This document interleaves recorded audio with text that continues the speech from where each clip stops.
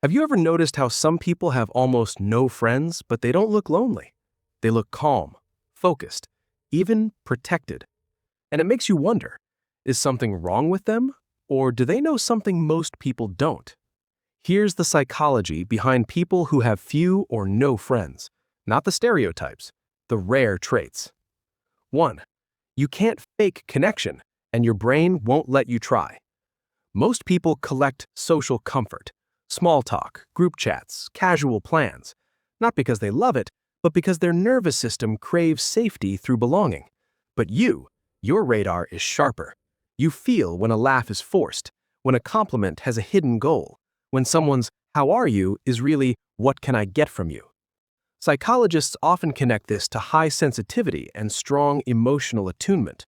It's not paranoia, it's pattern recognition. So instead of pretending, you withdraw, because being around people while feeling unseen is more exhausting than being alone. 2. You have unusually high self-awareness, and that makes social life harder.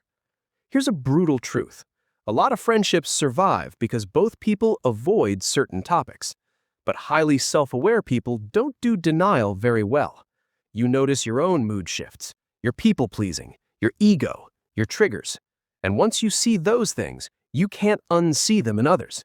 That's why your standards feel too strict, not because you're judging people, but because you've outgrown the unconscious games most people still play. It's like leaving a movie early because you already know the plot twist. 3. You're emotionally independent, which intimidates people without you trying. Some people bond through need. They vent, they cling, they depend. And that's not always toxic. Sometimes it's just human. But you don't need constant reassurance. You self-regulate. You process your feelings privately. You don't panic when someone doesn't reply. And to many people, that feels unfamiliar because social connection for them is tied to anxiety relief.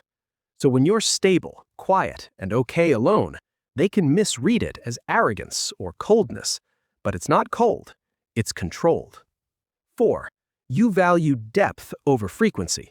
And modern friendship is built on quick dopamine, memes, reactions, lol, being seen without being known. But your brain craves meaning. You'd rather have one conversation that changes you than 10 conversations that just kill time. This links closely to personality traits like introversion, high openness, and a lower need for social stimulation. You're not antisocial, you're selectively social. And because deep connections take time, your circle stays small, sometimes painfully small. 5. You've been disappointed enough times that your trust system became slow. This one hits because it's not about being picky, it's about experience. Maybe you were the friend who always showed up, always listened, always cared. And then one day, you realized it wasn't mutual. So your brain learned a protective rule. Connection is expensive. Don't spend it easily.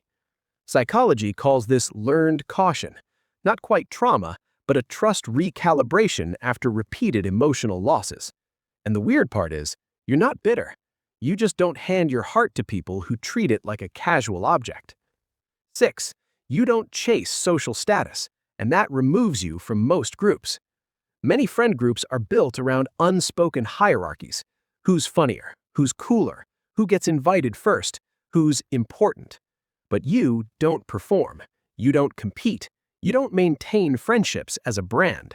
This often shows up in people with strong internal validation, meaning your self-worth comes from inside, not from applause.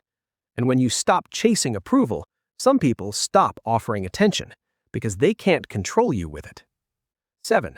You have a private mission, and most people don't understand that kind of focus. This is the rarest one, and it's why a lot of friendless people aren't lost. They're building. They're reading, training, studying, creating. They think in long timelines. And when you're obsessed with growth, peace, or a personal goal, random socializing starts to feel like noise.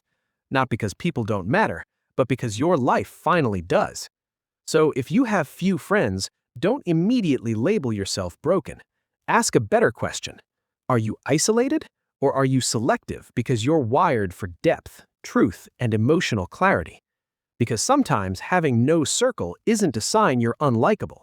It's a sign you refuse to live a fake life just to feel included. If this video felt like someone finally explained you, stay here. You're not alone in being different.